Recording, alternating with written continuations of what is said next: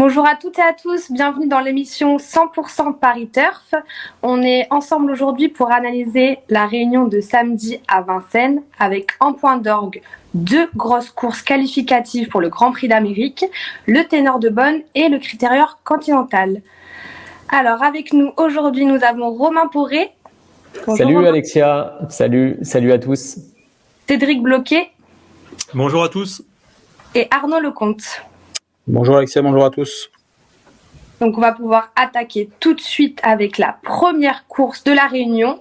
Donc c'est le prix de Lectour, c'est une course pour mâles de 6 à 8 ans. Romain. Je veux bien commencer, oui. C'est une course, elle est 2008 avec un rendement de distance. Moi, je suis pas très chaud des chevaux qui rentrent 25 mètres. Plutôt me concentrer sur les deux chevaux de tête avec Graal du Trésor, le numéro 7, et Gamin de Mahé, le numéro 8, qui avait bien gagné à Mokanchi, qui a fait la faute la dernière fois. Il a pas été très heureux à Vincennes, mais ça me semble être deux chevaux qui ont une petite marge encore dans cette catégorie-là au premier échelon. D'accord. Cédric, tu es d'accord ? Bah oui, justement, je vais pas rajouter grand-chose. J'ai les deux mêmes et je suis d'accord avec Romain. Ça va plutôt se jouer à mon avis au premier poteau. Je voulais juste rajouter que le numéro 8, Gamin de Mahé, la dernière fois, il s'est bien comporté en retrait après sa disqualification. Moi, j'ai les deux mêmes, 7 et 8. Très bien. Arnaud, 7 et 8 ? Je vais pas faire original, 7 et 8 aussi. Une belle chance pour Graal du Trésor. La grande piste le dérange pas. Je pense que c'est une bonne base. Ok, super, 7 et 8. On va passer à la deuxième course, c'est le prix de Péronne. C'est encore une nouvelle fois une course pour les mâles, mais cette fois-ci de 3 ans. Arnaud, est-ce que tu peux commencer, tes deux chevaux ? Oui, j'ai mis un débutant sous la selle, c'est le numéro 4, Jour de Victoire, qui est essayé par David Thomas. Il a dit que le cheval avait travaillé correctement. Faudra vraiment qu'il se montre sage, effacer un petit peu les zéros. Et j'ai placé ensuite le numéro 1, Jair, qui est plaqué cette fois-ci. En dernier lieu, il a plutôt bien couru. C'est une épreuve assez ouverte, un énorme lot avant coup. Celui-là peut sans doute bien faire pour son retour à Vincennes. Jair, le numéro 1. Ok. Cédric, tu as d'autres chevaux ou c'est similaire ? Alors moi, j'ai placé le numéro 7, Jacques des Malboro, en tête. C'est un cheval qui a montré des moyens à la clé. Suffisamment en tout cas pour jouer un premier rôle s'il trotte dans cette catégorie. Et j'ai placé en deuxième position le numéro 4, Jour de Victoire, qui débute sous la selle. Comme l'a dit Arnaud, il a été essayé dans la spécialité et c'est un cheval aussi qui a montré assez de moyens, mais les favoris sont assez fragiles dans cette course, je trouve. Romain, t'es d'accord ? Je suis, on va dire timidement d'accord. Moi, c'est pas une course qui me passionne beaucoup et j'ai pas fait très original. J'ai pris Jour de Victoire parce qu'il débute au monté, qu'il a montré quelque chose quand même à l'attelé, donc en espérant qu'il soit sage. Et puis Jacques des Malboro, donc du coup, je me retrouve avec, comme Cédric, les numéros 4 et 7, mais dans un ordre inverse. Ok, c'est noté. Pour la course 2. On passe à la course 3, c'est le prix d'Évreux. Donc c'est une course à l'attelé, à l'Autostar pour les femelles de 5 ans. Cédric, quels sont tes deux préférés ? Oui. Alors c'est un lot assez homogène. Je pense que le parcours risque de faire la différence entre ces femelles. Et j'ai placé le numéro 3, Eda Dubélé, en tête. Alors je la pensais un peu limitée avant, cette jument, mais elle a progressé depuis le début de l'hiver. Elle a bien gagné à Vincennes, elle a répété ensuite à Reims. Elle a hérité d'un bon numéro. Et je lui oppose en priorité la Solide Échal, qui vient de gagner sur le parcours avec Éric Raffin à l'issue d'une belle course d'attente. Donc voilà, 3 et As. Maintenant, il y a plein d'autres possibilités. Ok. Romain, 3 et As pour toi aussi ? Aïda Dubélé aussi, le 3, oui. Jean-Philippe Ravgeot m'a dit que sa jument était restée très bien. Je l'ai senti très très confiant pour la course de samedi. Mais par contre, c'est pas gagné d'avance. Enfin, je veux dire, c'est pas un penalty sans gardien, hein. Là, le lot se tient d'assez près et Cédric a cité Oli Deschal, c'est aussi une première chance. Moi, je vais essayer de jouer un peu la spéculation avec la seule jument ferrée de la course. C'est très dur de courir ferré contre les déferrés à Vincennes, mais le 13 Hirondelle fait, c'est une jument qui a des qualités. C'est Franck Nivard qui la drive pour Gilles Delacour. Donc voilà, je tente un coup, mais c'est vraiment pour tenter le coup spéculatif. Ouais, je crois qu'elle a un bon engagement à venir au mois de janvier, Hirondelle fait, sur un long parcours. Ah, il va se la mettre en main alors. Bah, c'est ce que j'ai pensé, ouais. Arnaud ? Moi, j'ai les mêmes que Cédric, le numéro 3, Aïda Dubélé, qui a vraiment franchi les paliers, qui a un bon numéro. Il y a tout pour plaire, faut juste courir à l'économie. Donc, attention tout de même. une épreuve assez ouverte. J'ai gardé Oli Deschal qui fait toutes ses courses sur les 2100, qui a un petit numéro. On peut en citer d'autres. Jean-Philippe Ravgeot avait une deuxième partante, Isa Dumarga, qui est sans doute un petit cran en dessous de Aïda Dubélé, en tout cas à Vincennes. Très bien. On va passer à la 4e course, le prix de Limay, toujours avec les femelles de 5 ans, mais cette fois au monté. Romain, quels sont tes 2 préférés? Alors j'ai mis Hypothèse Madric devant. Elle reste sur 2 victoires, mais c'est pas non plus un penalty. C'est une première chance théorique. Elle a fait vraiment un truc extraordinaire la dernière fois sur 2002 devant Historia 4 qui a répété en plus. Donc la ligne est plutôt favorable et puis l'impression visuelle était terrible. C'était déjà très bien aussi à Nantes avant. L'allongement de la distance, je pense pas que ce soit un souci. Et j'ai mis Harpie du Perche, le numéro 10 avec. Alexandra Brivard, qui aurait pu aussi, pourquoi pas, monter Ubin Kérivon, je crois qu'il vient de gagner avec. Voilà, se retrouve sur la jument entraînée par Laurent, donc c'est la jument de la famille. Ça a l'air d'être une course visée, donc 9 et 10 pour moi. 9 et 10. Arnaud, 9 et 10 également? Non, j'ai mis le 10 en tête, Harpie du Perche, qui est les références grande piste. L'autre jour, elle a gagné sans forcer, vraiment, dans un chrono correct, mais elle aurait sans doute pu aller plus vite. Elle a l'avantage de pouvoir aller de l'avant à ce niveau-là. Et j'ai mis Ubin Kérivon, numéro 5, qui court un peu rapproché, mais le numéro 6, pardon. Qui court un peu rapproché, mais qui vient de son entraîneur a visé tout son effectif sur le meeting d'hiver. Bien lui en a pris, parce que ça se passe plutôt bien. Je pense qu'elle va finir pas très loin, peut-être devant d'ailleurs Harpie du Perche, à voir. Cédric, t'es d'accord? Moi j'ai le même jumelé dans le même ordre qu'Arnaud, 10 et 6. J'ai repris la ligne du 15 novembre. Ce jour-là, Harpie du Perche avait dominé la régulière Ubin Kérivon, mais c'est vrai qu'une revanche est possible parce que Ubin Kérivon, la dernière fois, elle gagne bien et elle est certainement sur la montante. Donc attention, une revanche est possible. Ok, c'est noté pour cette course-là. On passe à la 5e course, le prix du Gard. Donc c'est pour les chevaux de 8 à 10 ans, Autostar attelé. Cédric, ton pronostic? Ouais, alors un peu par défaut, je suis pas très confiant dans cette course, mais j'ai pris le numéro 7, El Fuego, sur ses performances il y a quelques mois. Il vient de faire une rentrée en étant ferré, sans prétention. Cette fois, il est déferré des 4 pieds. Mais après, il a pas une marge de folie, et le 4, c'est pareil, il y a tout. Là, toi, il a joué de malchance, il aurait certainement pris la 3e place sur ce parcours quand il s'est perdu dans ses allures pour finir. Il était déferré des 4, cette fois, il est que plaqué devant, mais c'est quand même pas un gros lot, donc je les pense 7 et 4 capables de jouer les premiers rôles. 7 et 4. Romain, pour toi, 7 et 4 aussi? Ah, pas du tout. Pas du tout.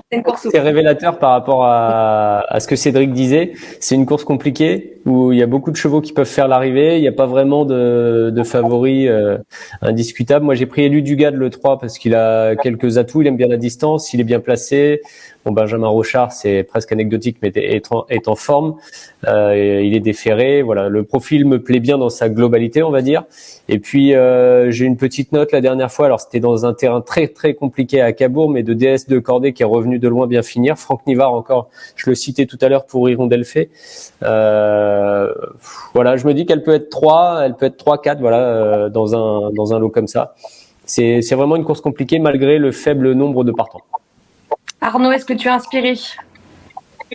Inspiré, oui, j'aime bien voir Benjamin Goetz au sulky. Il est surtout pas maladroit, même si c'est rare qu'il se mette au sulky à Vincennes. Et le Fuego me paraît être une bonne base de numéro 7. J'ai tenté ensuite le numéro 5, Elmer du Belvert, qui est pas déferré des 4 pieds, mais qui va être ferré avec une ferrure très légère, avec un peu de confort. C'est une belle course pour lui. Après, c'est un peu spéculatif pour être 2. Il va falloir que ça se passe très bien, mais l'épreuve est très ouverte. Élu Dugade, c'était bien aussi le 3, et j'aurais pu prendre également Easy Atou. J'ai tenté la spéculation. Ok, on va passer à l'épreuve majeure de cette réunion, le prix Ténor de Bonne, donc qui est Quintet Plus et Groupe 1, avec évidemment certainement en favori Calgary Games. Alors, quels sont vos 2 préférés, Romain? Calgary Games, parce qu'on est tous très curieux de le voir courir, hein. C'est un super crack, invaincu en 10 courses. Voilà, il passe le test de la grande piste de Vincennes, qui est quand même pas anecdotique. C'est la première fois qu'il vient courir en France. Il a fait le voyage récemment. Voilà, il y a des petites choses qui peuvent nous faire douter, mais bon, il a une telle réputation qu'on est pas dire obligé de le mettre devant, mais on doit quand même lui voir la première chance. Et puis ensuite, Orsi Dream monte les paliers 4 à 4. Il est dans une dynamique positive qui est vraiment très bonne depuis le début du meeting. Et c'est comme pour la plupart des chevaux d'ailleurs, hein, une course visée. Donc je vais dire 11 et 5. Arnaud, 11 et 5. J'ai pas pris les mêmes du tout. J'ai pris Héros d'Armes, le numéro 4, qui a gagné le championnat européen des 5 ans, qui me plaît beaucoup. Jean-Michel a visé que cette course-là. Fiance, c'est un cheval vraiment de tenue. Calgary Games, forcément, on peut pas aller contre. Maintenant, quitte à donner un prono, Calgary Games va être peut-être 7-8 pour 10. Je demande à voir un cheval arrêté 1 an à ce niveau-là. Va quand même falloir qu'il soit au-dessus de la mêlée. J'ai mis ensuite Hip Hop au fort, qui certes est déjà qualifié pour le prix d'Amérique, mais attention, c'est un groupe 1, donc il va jouer sa carte. C'est une épreuve qui devrait être très sélective. Je pense qu'il peut intégrer le podium, et si Calgary Games reste invaincu, il y aurait sans doute rien à dire, mais je l'ai mis un petit peu de côté, juste derrière, en 3e position. Ok, Cédric. Ouais, j'ai placé aussi le 11, Calgary Games en tête. C'est difficile d'aller contre. Il a gagné à chaque fois très facilement en Suède, mais attention quand même parce que il a qu'un seul parcours dans les jambes après un an d'absence pour le top niveau à Vincennes. Ça peut être insuffisant. C'est pas un penalty ce Calgary Games, et je me méfie beaucoup aussi du 4 Héros d'Armes. Si l'épreuve est sélective, il est capable de les mettre tous d'accord sur une pointe de vitesse. On connaît évidemment le talent de Jean-Michel Bazir, il va certainement prendre les bons dos. Donc 11 et 4, mais bon après il y a aussi Hip Hop au fort, il y a Orsi Dream, comme l'ont dit mes collègues, qui peuvent également jouer premier rôle. C'est noté. On passe à la 7e course, c'est le prix Jules Lemonnier, un groupe 2 sous la selle pour les 5 à 10 ans. Donc belle épreuve également. Cédric, tu peux nous donner tes 2 favoris? Alors le numéro 8, Grand Vitesse Bleu, j'ai toujours adoré cette jument, qui fera partie des prochaines favorites du prix de Cornulier. C'était déjà le cas l'année dernière. Et elle manquait sans doute d'un parcours dans les jambes la dernière fois. Elle n'a pas du tout démérité face à Dynasty PJ. Et cette fois, je la crois capable de gagner. C'est une jument qui fait toutes les distances. Elle est pas seulement performante sur 2 minutes. D'ailleurs, elle a gagné le prix des Centaures. Elle a fait 2e de l'Île-de-France. Donc voilà, c'est pour moi la jument à battre, avec le Disclex Deschamps qui a fait une superbe rentrée la dernière fois. Il a gagné 3 fois cette épreuve. Donc 8 et 10, j'ai rien inventé, mais c'est difficile d'aller contre leur candidature avant le coup. Romain? Grand Vitesse Bleu aussi. Là, elle monte en pression là pour son grand objectif qui est le prix de Cornulier. Alors c'est pas non plus la course à gagner absolument, hein. Samedi, attention. Sur cette distance-là, il y a des chevaux qui sont très très expérimentés, peut-être plus qu'elle. Mais en valeur, elle a l'air d'être quand même c'est l'une des plus jeunes déjà et l'une des meilleures sans doute. Après, Clex Deschamps, il a fait une course terrible la dernière fois, j'ai trouvé. Donc Cédric le disait, c'est sa course au palmarès, il est presque intouchable ici. Donc attention quand même, hein, parce que le cheval est solide et il s'est relevé plusieurs fois depuis le début de sa carrière d'arrêt de carrière ou alors de défaite. Il est toujours revenu au top niveau et à 10 ans, j'ai l'impression que Thierry Ravejoul l'a remis encore une fois sur les bons rails. Donc ça nous promet une belle course. Arnaud? Pas d'invention, une Grand Vitesse Bleu qui va sans doute gagner sa première épreuve du meeting d'hiver. Le parcours lui convient, même si on la préfère sans doute sur les parcours de tenue. Elle avait gagné quand même les Centaures sur les 2100, donc pas de contre-indication. C'est vraiment, je pense, sa course. Et Clé des Champs est également très bon rentrant dernièrement. C'est un cheval qui a 10 ans, mais qui est encore tout à fait compétitif. Un logique 8 et 10. Ok, 8 et 10.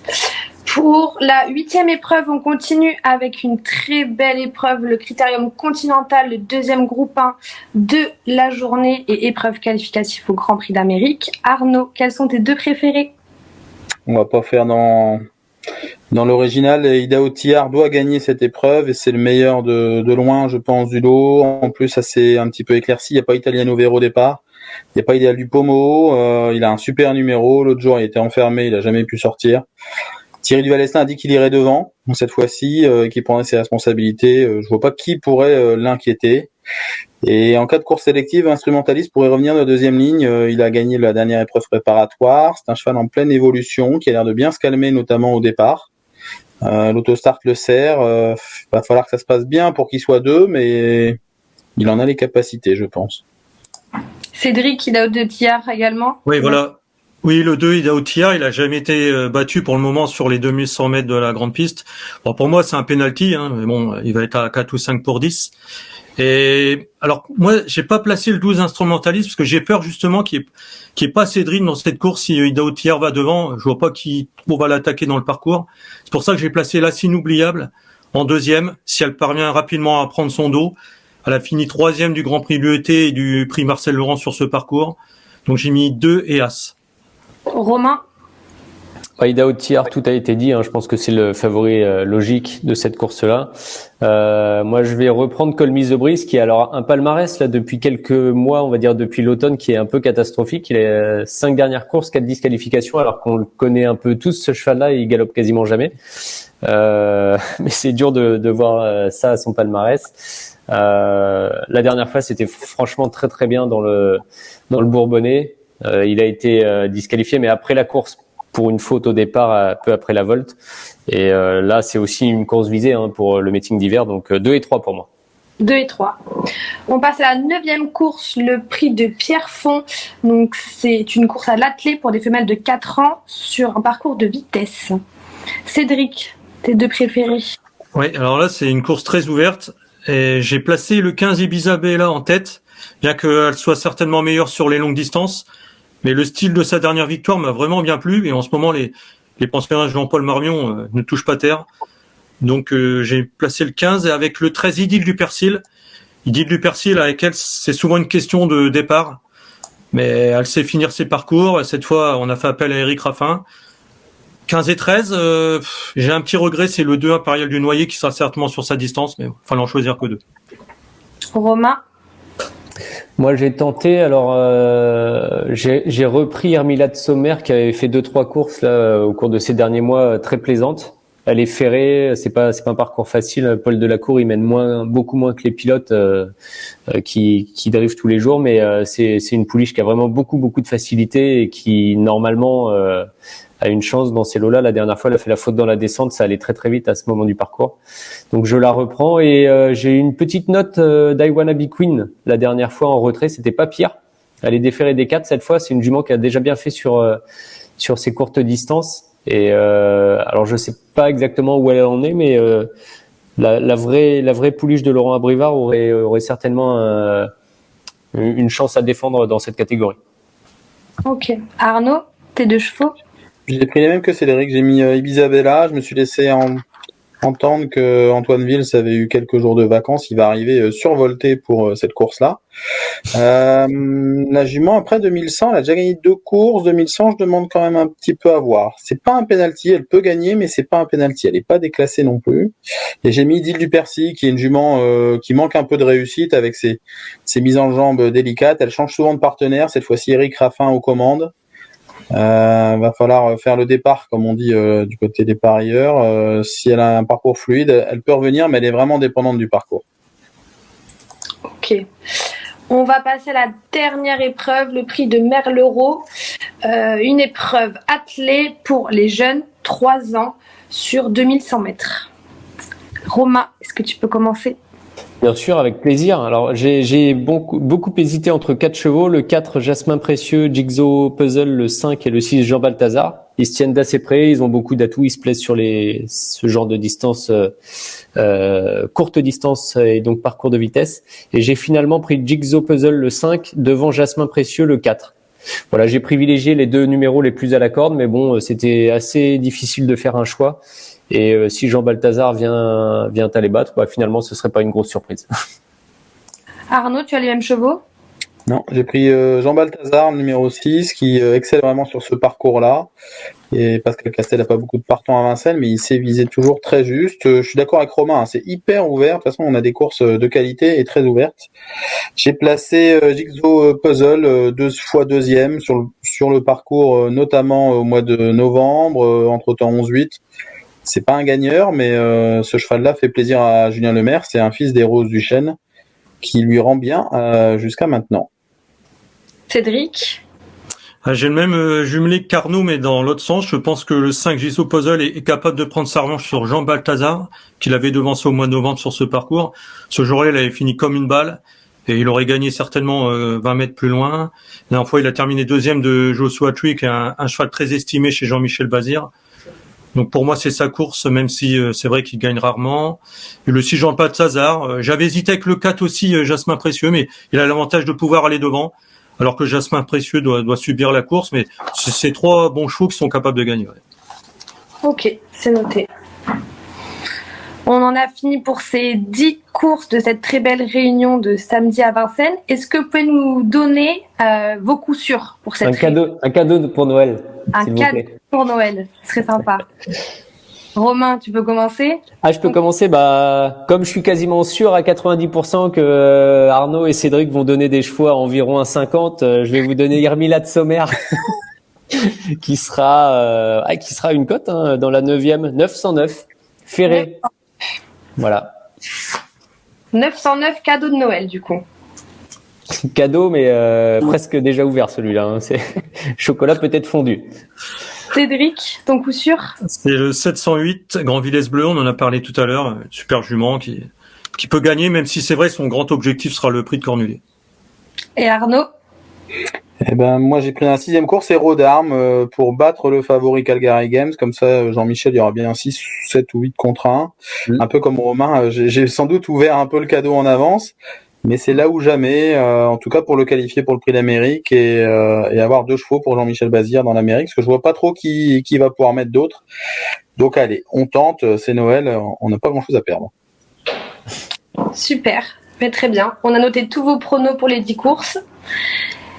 Et je vous souhaite de belles fêtes, et à toutes les personnes qui nous regardent, de très belles fêtes également. Et j'espère que samedi, on passera une très belle journée de gala. Merci Alexia, à bientôt. Merci. À bientôt. Salut à tous. Merci à vous d'avoir suivi cette vidéo. Alors pour vous abonner à notre chaîne YouTube, c'est ici. Et pour suivre encore plus de vidéos Paris Turf, c'est de ce côté.